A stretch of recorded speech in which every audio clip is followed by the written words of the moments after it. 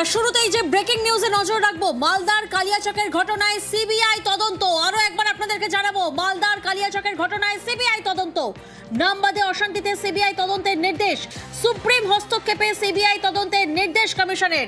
কালিয়াচকে বিচারকরা ঘেরাও কমিশনকে, সিবিআই বা এনআইএ তদন্তের নির্দেশ দেয় সুপ্রিম কোর্ট। এবং আজ এই মুহূর্তে যে ব্রেকিং নিউজ আপনাদের সামনে, মালদার কালিয়াচকের এই ঘটনায় এবার সিবিআই তদন্ত করবে। সোমরাজ প্রতিনিধি আমাদের সঙ্গে রয়েছেন।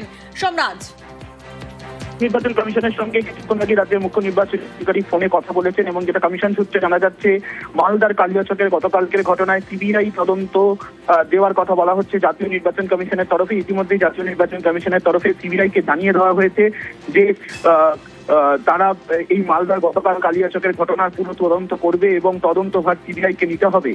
জাতীয় নির্বাচন কমিশনের ফুল বেঞ্চ গোটা বিষয়টি নিয়ে আজ তারা নিজেদের মধ্যে বৈঠক করে এবং সেই বৈঠকেই তারা সিদ্ধান্ত নেয়, যেহেতু কোনো বোম বিস্ফোরণের মতো ঘটনা ঘটেনি, তাই এনআইএ কে তদন্তভার দেওয়ার প্রয়োজন নেই এবং সেই কারণেই মালদার কালিয়াচকের ঘটনায় সিবিআই কে তদন্তভার দেওয়ার সিদ্ধান্ত কমিশনের তরফে নেওয়া হয়েছে।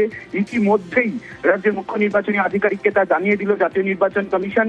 আজ রাতেই সিবিআই অফিসাররা এসে পৌঁছাবেন, আজ রাতেই বা ভোরবেলা এসে পৌঁছাবেন এবং তারপরেই তদন্ত শুরু হবে এবং তদন্তের জন্য সিবিআই এর আধিকারিকরা কালিয়াচকের উদ্দেশ্যে রওনা দেবেন। তুমি জানো, ইতিমধ্যেই কলকাতায় সিবিআই এর অফিসাররা রয়েছেন। ইতিমধ্যেই জাতীয় নির্বাচন কমিশনের তরফে চিঠি দেওয়ার প্রক্রিয়া চলছে। কিছুক্ষণের মধ্যেই সিবিআই কে চিঠি দিয়ে আনুষ্ঠানিকভাবে জানিয়ে দেওয়া হবে এবং তারপরেই তদন্তভার সিবিআই নেবে। এবং সেক্ষেত্রে তুমি জানো যে সুপ্রিম কোর্টের যে আগামী শুনানি রয়েছে, সেই শুনানিতে যে সংস্থাকে তদন্তভার দেওয়া হবে সেই সংস্থার সংশ্লিষ্ট আধিকারিককে ভার্চুয়ালি জানিয়ে, অর্থাৎ ভার্চুয়ালি অ্যাপিয়ার হতে হবে সুপ্রিম কোর্টের প্রধান বিচারপতির সামনে তদন্তের গতি প্রকৃতি নিয়ে। নির্বাচন কমিশন মনে করছে, যেহেতু গোটা বিষয়টি সিবিআই আধিকারিকদের তদন্তের এখতিয়ারের মধ্যে পড়ে, কারণ সেখানে বোম বিস্ফোরণের মতো কোনো ঘটনা ঘটেনি, অর্থাৎ এনআইএ কে তদন্তভার দেওয়ার মতো কোনো ঘটনা ঘটেনি, তাই সিবিআই কেই তদন্তভার দেওয়ার সিদ্ধান্ত জাতীয় নির্বাচন কমিশন নিয়েছে এবং রাজ্যের মুখ্য নির্বাচনী আধিকারিক মনোজ কুমার আগরওয়ালকে গোটা বিষয়টি জানিয়ে দিল জাতীয় নির্বাচন কমিশন। এবং যেটা কমিশন সূত্রে জানা যাচ্ছে, আগামীকাল ভোরবেলার মধ্যেই মালদার কালিয়াচকে যাবেন সিবিআই অফিসাররা এবং দিল্লি থেকেও কয়েকজন সিবিআই অফিসাররা আসবেন এবং এসে তারাও যাবেন মালদার কালিয়াচকে এবং সেখানে গিয়ে গোটা ঘটনা তদন্ত করবেন। বেশ,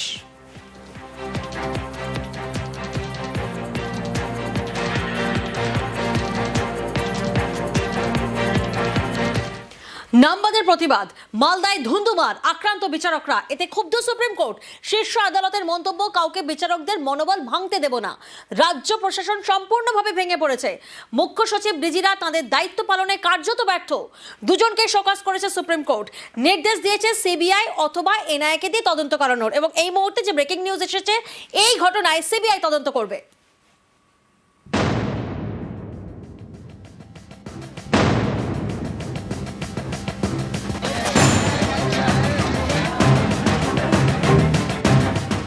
এসআইআরে নাম বাদ যাওয়ার অভিযোগ, প্রতিবাদে বুধবার মালদার কালিয়াচকে অশান্তি, 7 বিচারককে ঘেরাও, এতে ক্ষুব্ধ সুপ্রিম কোর্ট।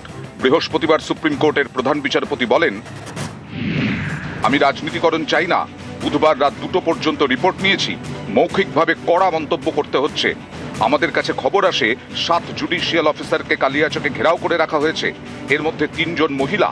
রাজ্যের সর্বোচ্চ প্রশাসনিক আধিকারিকের সঙ্গে যোগাযোগ করেন রেজিস্ট্রার, বলেন ব্যবস্থা নিতে, কিন্তু রাত 8:30টা পর্যন্ত কোনো ব্যবস্থা গ্রহণ করা হয়নি। স্বরাষ্ট্র সচিব আশ্বাস দিলেও উল্লেখযোগ্য পদক্ষেপ করা হয়নি। জুডিশিয়াল অফিসারদের জলটুকুও দেওয়া হয়নি। কলকাতা হাইকোর্টের প্রধান বিচারপতি জানিয়েছেন, ঘটনাস্থলে পুলিশ সুপার বা জেলা শাসক যাননি। রাজ্যের ডিজিপি এবং স্বরাষ্ট্র সচিবকে ফোন করেন হাইকোর্টের প্রধান বিচারপতি। এরপরে তারা প্রধান বিচারপতির বাড়িতে যান। সেখানে বৈঠকের পর 7 জন বিচারককে উদ্ধার করা হয়েছে। উদ্ধার করার পরেও তাদের গাড়িতে ইট ছোড়া হয় এবং লাঠি দিয়ে হামলা হয়। এটি কোনো সাধারণ ঘটনা নয়। বিচার বিভাগের অফিসারদের মনোবল ভেঙে দিতে পরিকল্পিত এবং উদ্দেশ্য প্রণোদিত পদক্ষেপ, যাতে বিচার প্রক্রিয়া বন্ধ করে দেওয়া যায়। আমরা কাউকে নিজের হাতে আইন তুলে নিতে দেব না। এতে পশ্চিমবঙ্গ সরকারের গাফিলতিও রয়েছে। কলকাতা হাইকোর্টের প্রধান বিচারপতি প্রশাসনিক গাফিলতির কথা জানিয়েছেন। তখন মামলাকারীর আইনজীবী মেনকা গুরুস্বামী বলেন, নির্বাচন কমিশন একাধিক আধিকারিককে বদলি করেছে রাজ্যের বাইরে, আমাদের কিছু করার নেই।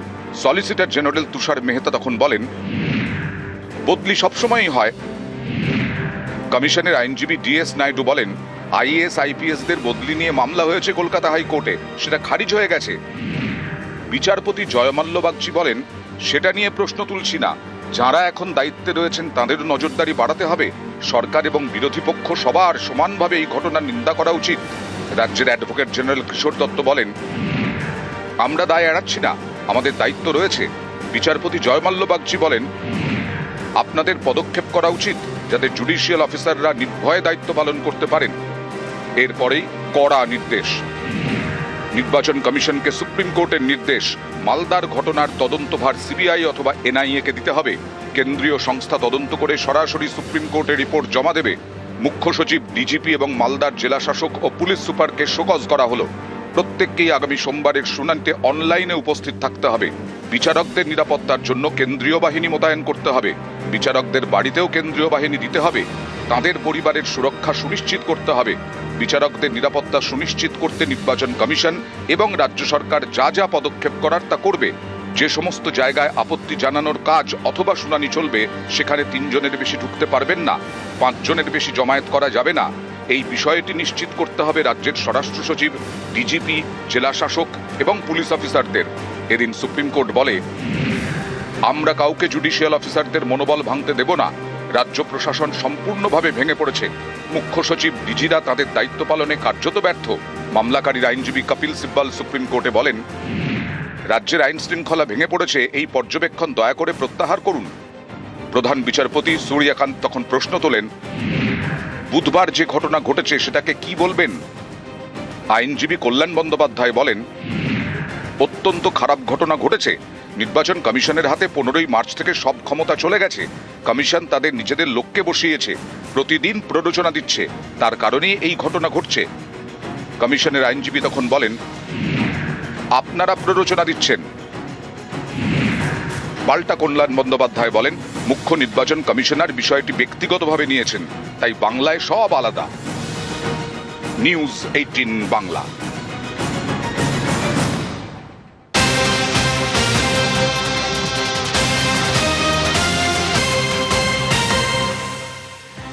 আর এবার পুলিশের বিরুদ্ধে অ্যাকশনে নির্বাচন কমিশন, কর্তব্যে গাফিলতিতে বরখাস্ত। মালদার অশান্তিতে কড়া মনোভাব কমিশনের। সোমরাজ আমাদের সঙ্গে রয়েছেন। সোমরাজ, মালদার এই অশান্তিতে নির্বাচন কমিশনের তরফ থেকে ঠিক কি পদক্ষেপ নেওয়া হচ্ছে?